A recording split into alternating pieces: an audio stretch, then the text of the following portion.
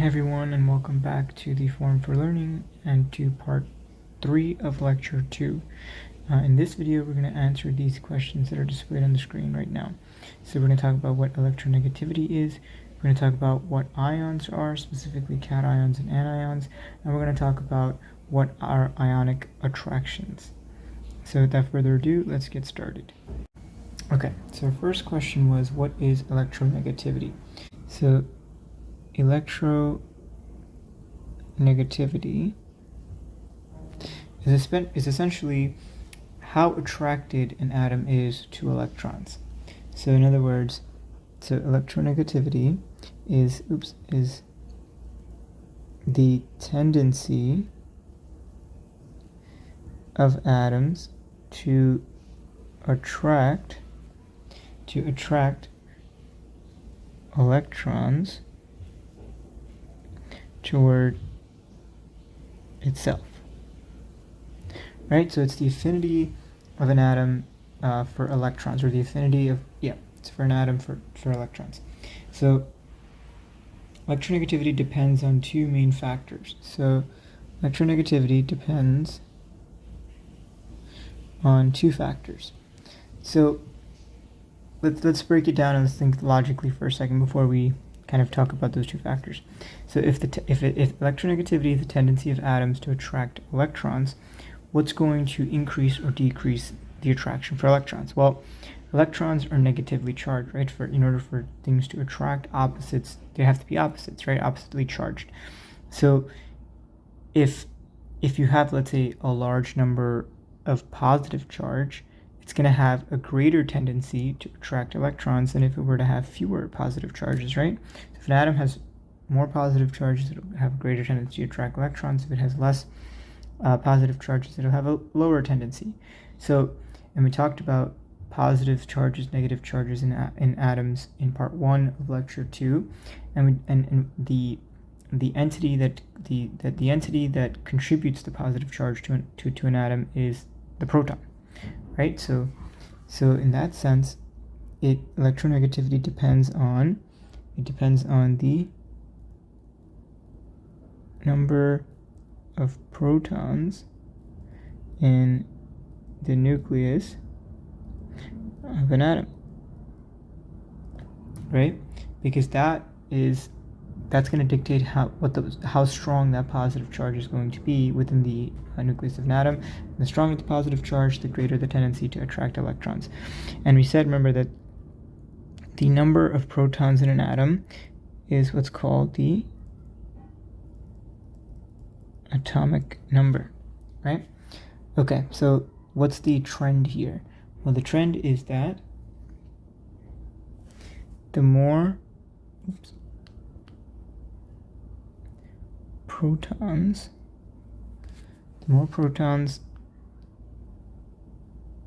in the nucleus of an atom, the stronger the positive charge, right? Which means that, therefore, the greater the attractive force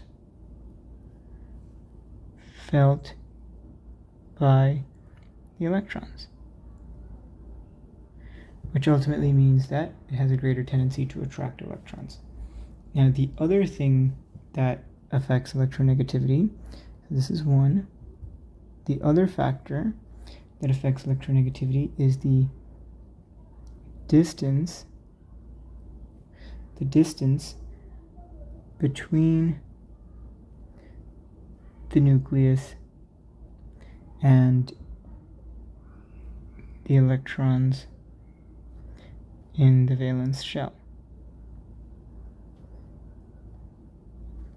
right? So the distance between the nucleus, where all the positive charge is housed, and the electrons in the valence shell, which is the last set of electrons, the greater that distance is, the weaker the attractive force, right? Because the positive charges are way further away from the negative charges, so the attractive force is not going to be that much. The closer they are, the stronger that attractive force is going to be, right? And the greater the electronegativity of the atom. So let's write that. So the smaller the number of electron shells, the closer the electrons are to the nucleus, and therefore they feel a greater attractive force towards the nucleus, right? So remember, the electron shells kind of shield each other. So the more electron shells there are between the nucleus and the valence shell, the greater the shielding of the charges are, the greater the separation of charges are, right? And the greater the separation of charges, the greater the distance, the weaker the attractive force, the lower the electronegativity. So these two are the factors that affect electronegativity. And it makes sense, right? If you really think through the problem, it makes sense. It's logical. So that's what electronegativity is. So now let's talk about the other question at hand, which is what are ions, and specifically what are cations and anions. Okay.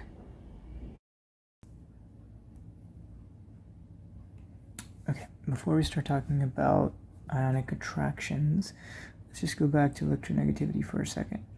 So the atoms that have sort of the best combination of these two factors will be the most electronegative, and the ones with the sort of the least ideal combinations of the number of protons with the number of energy shells or number of electrons and number of energy shells between the nucleus and the valence shell will have the least electronegativity.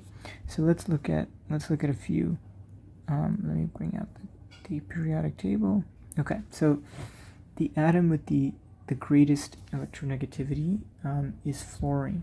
So if you look at fluorine, so fluorine has an electronegativity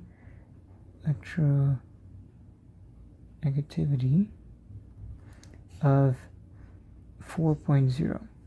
Now if you look at fluorine, it has only 2 energy shells, right? So it only has 2 energy shells, which means that the distance between the nucleus and the valence shell is very close. And it also has a fairly high number of protons, which is the atomic number again, sort of the highest atomic number. So the best combination of those two, and that's why fluorine has a electronegativity of 4.0. Now if you look at let's look at another element, chlorine, which is right next to it, or right below it, sorry. So chlorine has an electronegativity of 3.16. Now if you look at chlorine, it has more protons, but now it has another energy shell between the nucleus and the valence shell, which is why it dropped to a 3.16. Now if you look at something like, let's look at sodium, for example. Sodium, which is on this side, has an electronegativity of 0.93, right? And another one obviously being carbon, which is one of the most prevalent elements in nature, has an electronegativity of 2.55. So you can see that there is differences, and these differences are based on these two factors. Again, the number of protons in the nucleus of an atom and the distance between the nucleus and the electrons in the valence shell. So that's electronegativity. So again, the higher the electronegativity, so like chlorine and fluorine, for example, the higher the electronegativity, the greater the attractive force, or the greater the tendency for those atoms to attract electrons. Whereas on the flip side, when you have low electronegativities like sodium, it tends to not have that great of an affinity towards electrons. Okay? Alright, so now that we've covered that, let's talk about ionic attractions. So, what are ionic attractions? So let's talk about them. So we talked about how different elements, different atoms have different electronegativities. So ionic attractions. So let's write this. Ionic attractions, right? So ionic attractions, they are attractions that arise when two atoms with a large enough difference in electronegativity interact. Ionic attractions, they arise when two atoms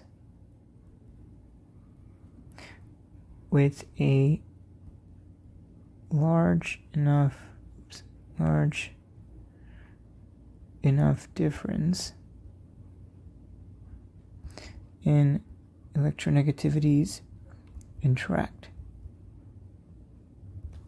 Okay, so it has to be a large enough difference. And generally speaking, this difference is a delta of electronegativity greater than 1.7, right?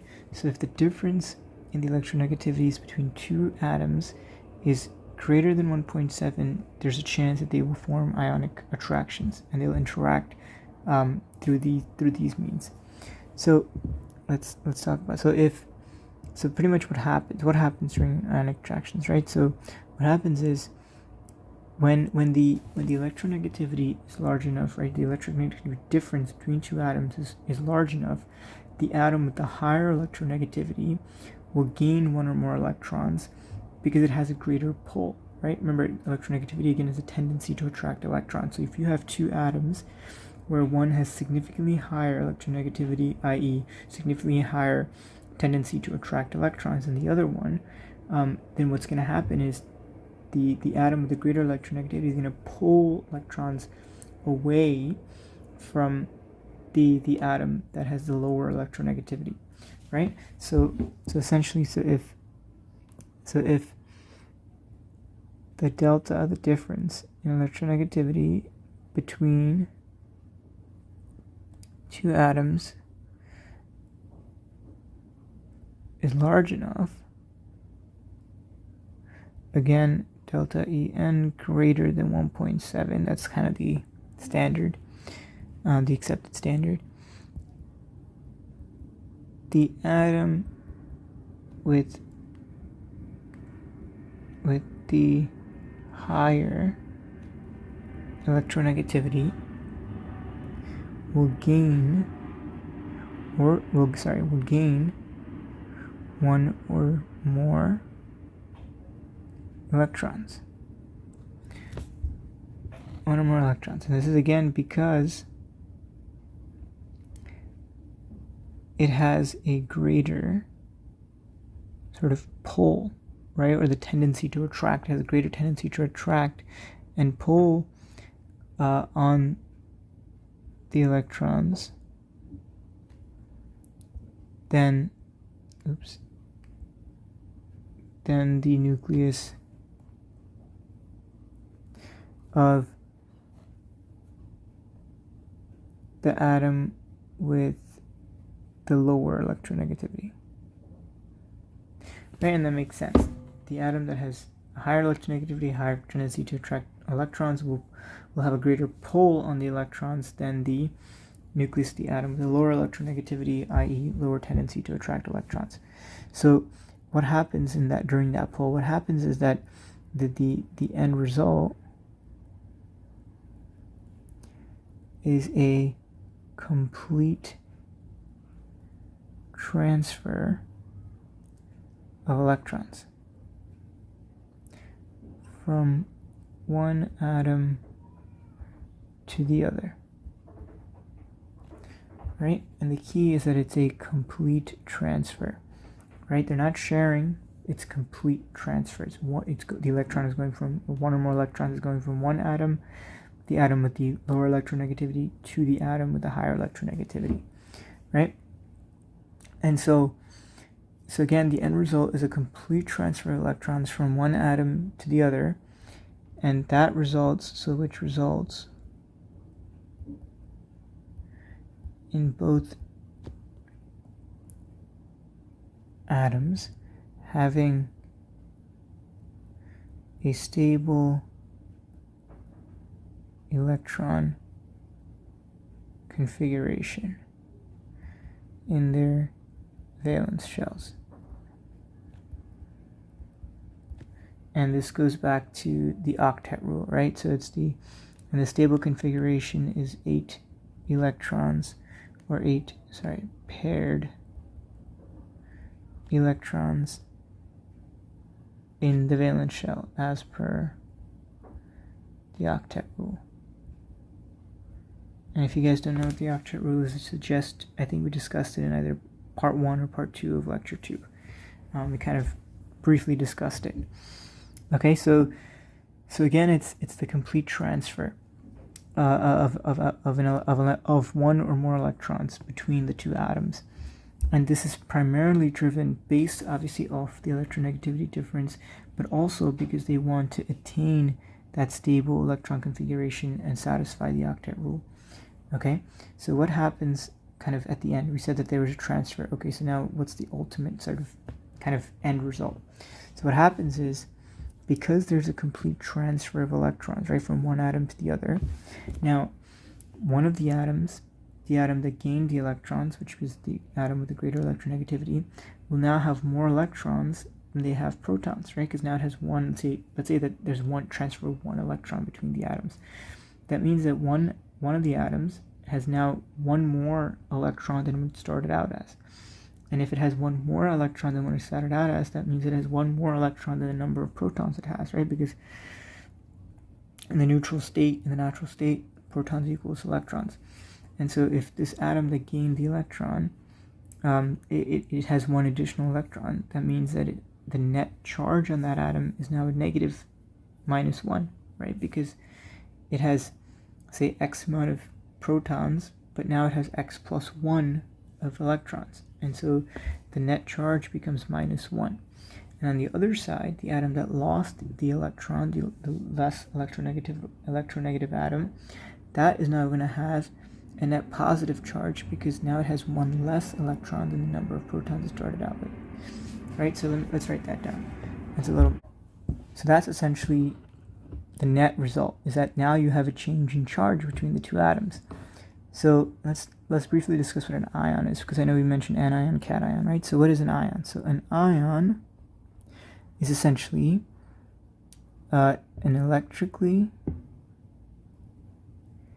charged, just an electrically charged particle that forms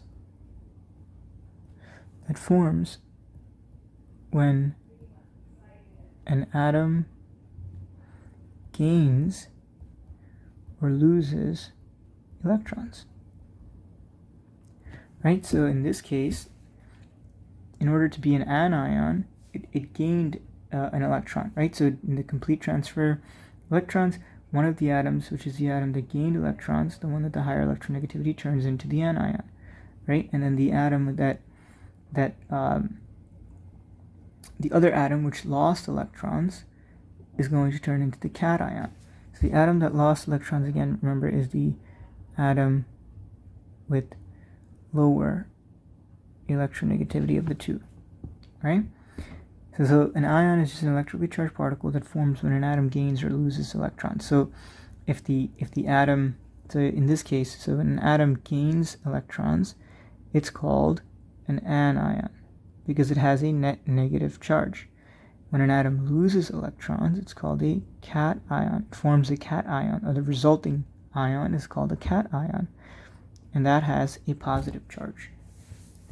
Because again, it lost an electron, that means it has more protons than electrons, and so it's going to have a net positive charge, right? So that's how ions kind of come about, and that's what they are, and that's what an anion and a cation is, and you can kind of see what we discussed over here. So let's kind of bring this all home and kind of summarize everything by looking at an example of two atoms that form an ionic interaction and that lose and gain electrons. Okay, so let's take a look at table salt, or sodium chloride. Okay, so oops, here. Okay, so let's take a look at sodium chloride. So sodium, let's write that down, sodium chloride, or we would normally call table salt. Okay, so let's change up our colors. So sodium and chloride. Okay, and that's known as Na, or you write it as NaCl. So let's talk about sodium first. Okay, so sodium. So sodium in this interaction, so sodium. So we discussed sodium here, and sodium has an electronegativity of around 0.9. We'll round it to the tens place, we'll call it 0.9, right? Okay. So sodium has electronegativity of 0.9, right? And sodium has 11 electrons, okay? Now, let's talk about how they're arranged. So sodium has 11 electrons, and so they are arranged as 2 electrons in the first shell, 8 electrons in the second shell, and 1 remaining electron in the valence shell. Okay, and this is the key here, is that it has 1 electron in the valence shell. Okay, so remember we mentioned that atoms sort of form bonds and undergo chemical reactions to obtain a stable electron configuration in the form of 8 electrons in the valence shell, according to the octet rule, right? So if sodium has 11 electrons and 1 electron in its valence shell, so sodium has 1 electron in the valence shell, right? So because it has 1 electron in the valence shell, it can either gain 7 electrons or lose 1 electron to attain or to satisfy the octet rule, right? Because if sodium gains 7 electrons in its valence shell, we're gonna have 8 valence electrons. Or if it loses this 1 electron, it's still gonna have 8 valence electrons, right? So it has 2 paths to attain stability and to satisfy the octet rule. So how does sodium do it? Well, the path that sodium takes to achieve the stable octet is based on its electronegativity. So sodium has an electronegativity of 0.9, and that's a rather low electronegativity, right? And so if it has a low electronegativity, that means that it has low affinity for electrons. So what that means is sodium would rather lose an electron,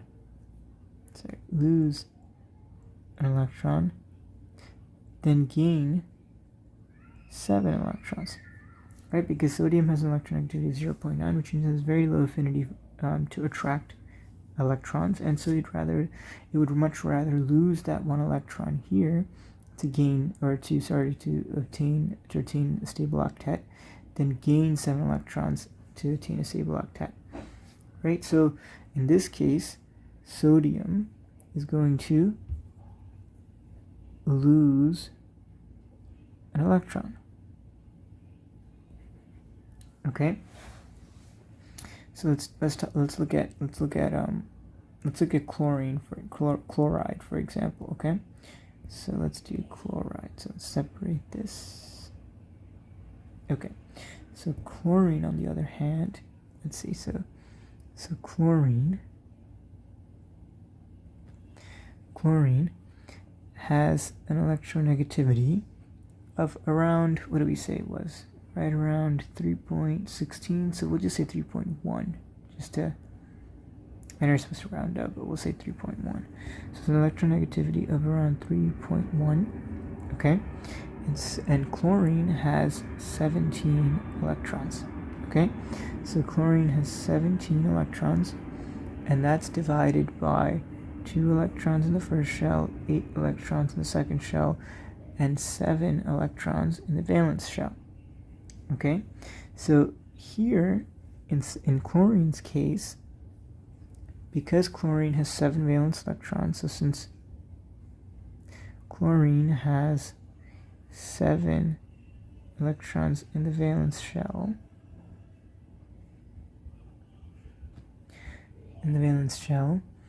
it can either lose all 7 electrons in the valence shell, or it can gain 1 electron. So it can either gain an electron here, that would equal to 8 electrons, or it can lose all 7 and lead to 8 electrons in the valence shell, right? So those are the two options for chlorine. But if you look at chlorine has an electronegativity of 3.1, which means that it's a fairly high electronegativity, which means that chlorine has a fairly high affinity towards electrons.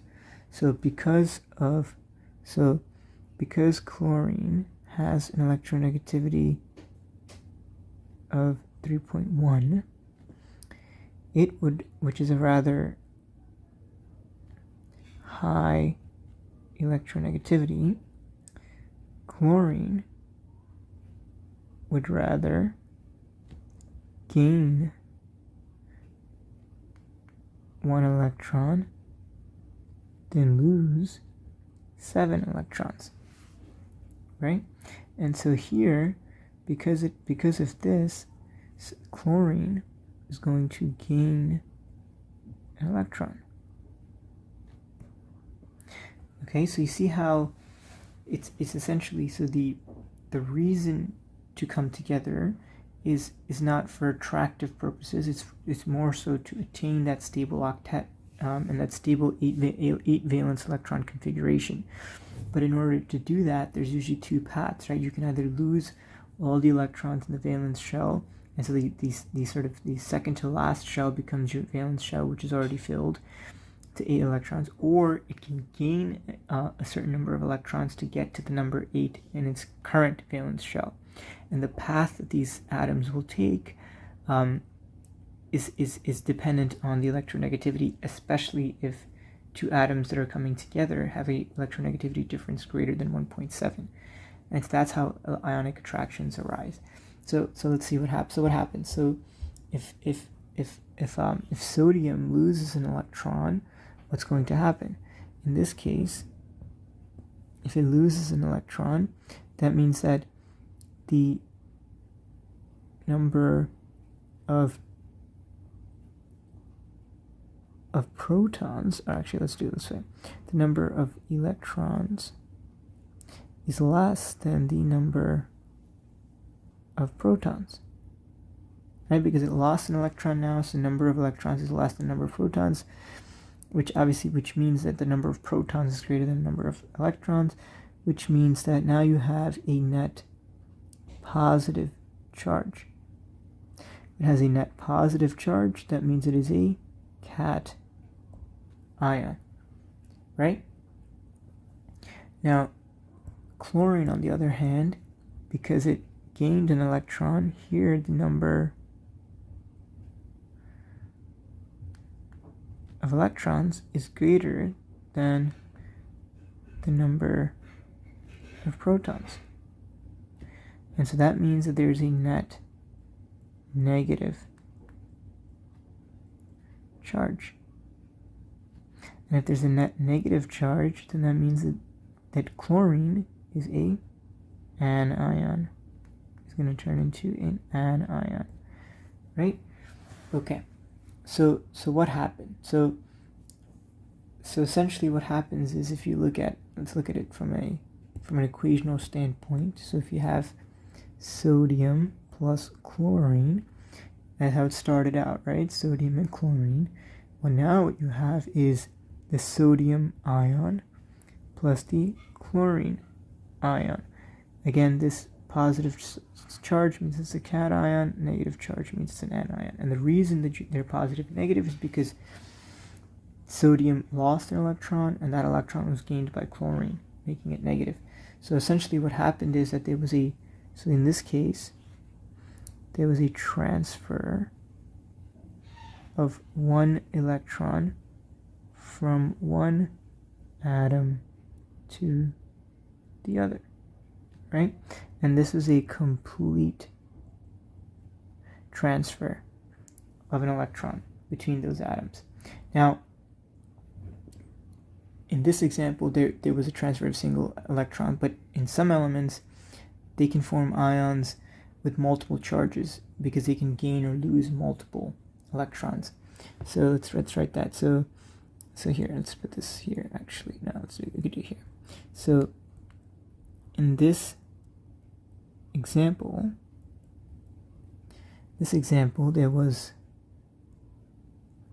a complete transfer of one electron, right?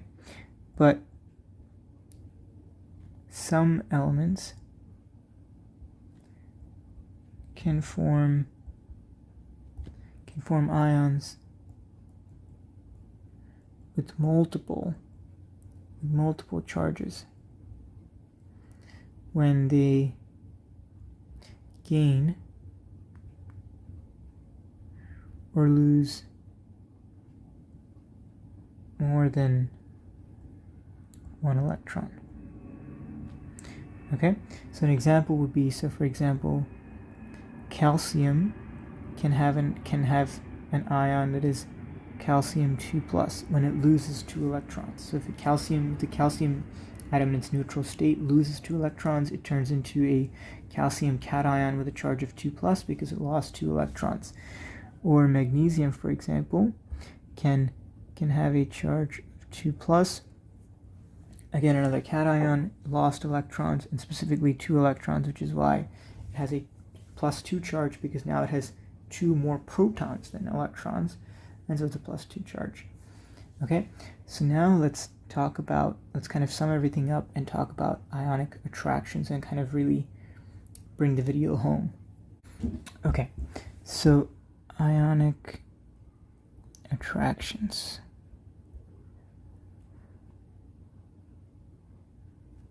Alright, so let's quickly review what we just discussed so far, right? So we said, first of all, electronegativity is a tendency of atoms to attract electrons toward itself, and it's dependent on 2 factors: number of positive charges or number of protons in the nucleus of an atom, and then the distance between the positive charges and the valence shell, or in other words, the distance between the nucleus and the electrons in the valence shell, right? So that's electronegativity. So it's essentially the tendency to attract electrons. Now, different elements will have different electronegativities and i.e. different degrees with which they have affinity for electrons. Now, we started off talking about ionic attractions by talking about the formation of ions, right? And why that happens, and the main reason is so that 2 atoms whose electronegativities differ by a great degree can attain a stable octet, right? Can attain that stable 8 valence electron configuration. So that's what we discussed so far. And the end result of that desire to attain stability is that you end up having a complete transfer of an electron, and you end up having one atom with 1 or more electrons, and another atom with 1 or more less electrons, right, than what it started out as. And so essentially it results in 2 ions, 1 cation, 1 anion. So now we have what's called ionic attraction. This is where the ionic attraction comes in. So ionic attractions are bonds that form as a result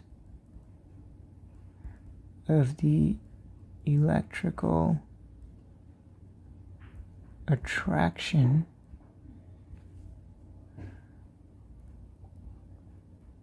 between 2 oppositely charged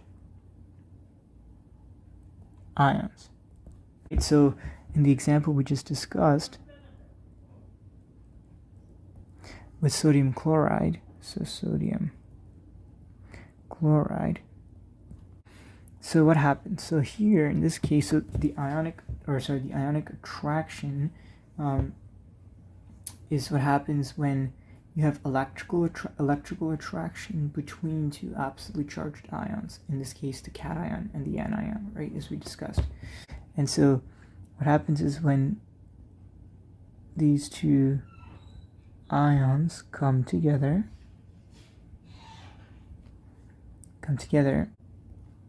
there's the opposing charges, they form bonds, which then give rise to stable compounds. And these stable compounds are known as salts. Okay? And these compounds are held together by ionic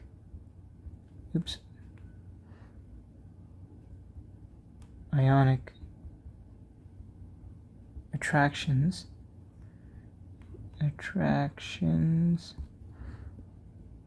between the cation and the anion.